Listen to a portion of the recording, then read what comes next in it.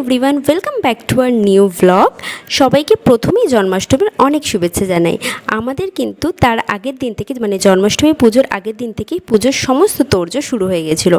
আর সন্ধেবেলা মানে খাওয়া দাওয়া হবে না এটা তো হয়ই না, চা আর আমরা ঝালমুড়ি মাখা করে নিজেদের সন্ধ্যের টিফিনটা কিন্তু ডান করেছিলাম। আর এদিকে সন্ধ্যে থেকেই মা নারকেল নাড়ু, তালের ক্ষীর, তাল বড়া, মালপোয়া সমস্ত কিছু বানাতে স্টার্ট করে দিয়েছিল, কারণ দিনের দিন এত কিছু করার আর সময় পাবে না। তার আগের দিন কিন্তু অনেক রাত্রি হয়ে গেছিলো এগুলো বানাতে বানাতে। আর এই যে দেখছো তাল ক্ষীরটা, এটা কিন্তু সম্পূর্ণ আমি নিজে হাতে বানিয়েছিলাম গোপুসোনাকে ভোগ দেবো বলে। এই রেসিপি কিন্তু আমি তোমাদেরকে পরে শেয়ার করে দেবো। আর এদিকে মা মালপোয়া বানাচ্ছে। আর এলো ডেকোরেশনের কাজ। তার আগের দিন রাত্রি 12:30 পর্যন্ত কিছু সমস্ত ডেকোরেশন কাজ হয়েছিল, বাড়ির সবাই মিলে করেছিল, কিন্তু মেন উদ্যোক্তা ছিল আমার বোন। ওর জন্যই কিন্তু এই পুজোটা করা। একদম ভোর 3:30 4টের সময় বোন ভাইয়ের সাথে বেরিয়ে গেছিলো এই জগন্নাথ ঘাটে, মানে যেটা ফুলের মার্কেট, ওখান থেকে টাটকা টাটকা অনেক ফুল কিনে এনেছিল। টাটকা ফুল দিয়ে গোপুসোনাদের সাজালে তো ভীষণ সুন্দর লাগবে।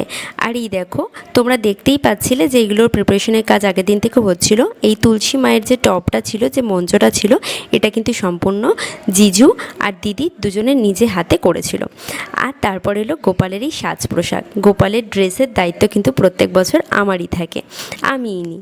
বোন আমরা সবাই মিলে আগের দিন থেকে মানে আগে থেকেই ড্রেসগুলো কেনা হয়ে গিয়েছিলো, কারণ আমাদের তো অনেকগুলো গোপাল, সেজন্য এই ড্রেসগুলো আগে থেকেই সব পছন্দ করে কিনতে হয়। সমস্ত আস্তে আস্তে ডেকোরেশনের কাজ যখন শুরু হয়েছিল, বোন সকালবেলা মঙ্গল আরতি করেছিল, তারপর গোপালদেরকে স্নানও করিয়েছিল। তারপর আমাদের সমস্ত কিছু সাজানো কমপ্লিট, ডেকোরেশনও ডান। কেমন লাগছে তোমরা বলো? আমাদের তো খুব পছন্দ হয়েছিল এই ডেকোরেশনটা। আর যেহেতু নিজে হাতে করে সব আমরা করেছি একসাথে, সেই জন্য তার মজাটা তো আলাদাই। করতে করতেও আমাদের কত মজা হচ্ছিল, কোথা দিয়ে মানে রাতের পর রাত কেটে যাচ্ছিলো আমরা বুঝতেই পারিনি। এই দেখো রাধারানীর মুখটা, রাধারানীটা কি মিষ্টি না, চোখ সরানোই যাচ্ছিল না সেদিনকে। সবাইকে এতটা সুন্দর লাগছিল। তোমরা কিন্তু অবশ্যই জানাবে তোমাদের এই ডেকোরেশন, গোপুসোনাদের সাজ কেমন লেগেছে, ঠিক আছে? পরের দিনকে ভোরবেলা বোন মঙ্গলারতি যেমন করেছিল, তাই জন্য ওর একটা ইচ্ছা ছিল যে ও দুপুরবেলা, মানে যখন দুপুরবেলা ভোগ দেওয়া হবে গোপুসোনাদের, ও তখন একটা আরতি করবে।